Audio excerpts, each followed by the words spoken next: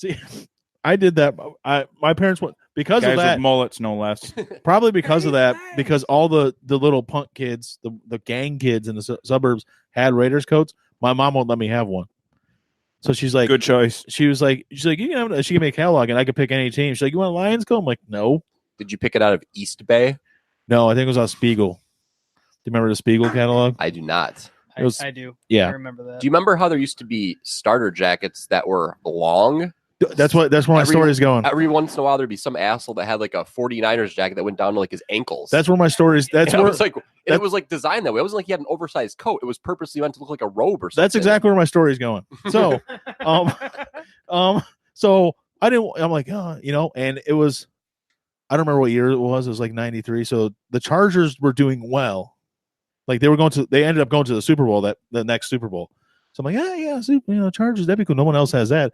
And I let her order me a Chargers coat. It was a starter coat, but it was, the puff jacket. And I was like, yeah, it's cool. And I didn't really look at it. And then we got it.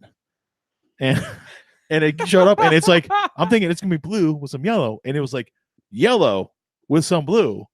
And then it was like knee length puff jacket. And I saw it and I'm like,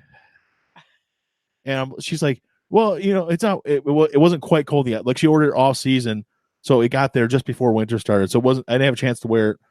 And she's like, you can wear it, when it gets a little cold. I'm like, yeah, it's great.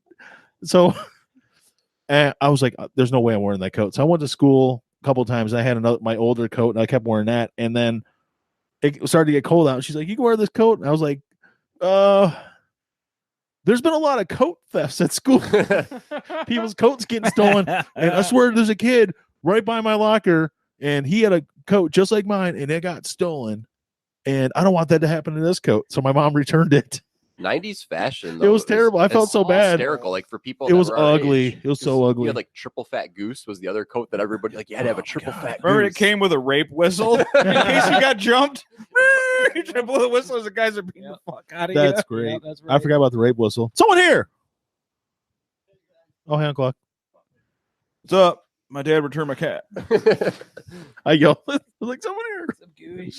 Just remember. Do you remember in the 90s cross colors? Yeah. Oh yeah. That was that was white people's idea of what Afrocentric clothing would be, and it was just traffic lights and like Jamaican flags and bullshit. So it was so bad. Oh man, we're gonna hoe Frank out. Remember though? Was it Cavaricci? Z Cavalry. No, it was Gerbeau. Yeah. Martha Francis Gerbeau. Gerbeau stuff, and it was really big when we were teenagers and stuff, and it became more popular. But then we went to Frank's house for something, and we were all gonna go out, and it was like. This was like 99. This was like almost 2000. And we show up and Frank has a whole Gerbeau outfit on.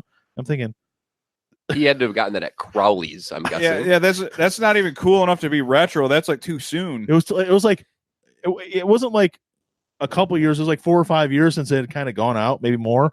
But I was like, I'm like, what the fuck is he wearing? You know what else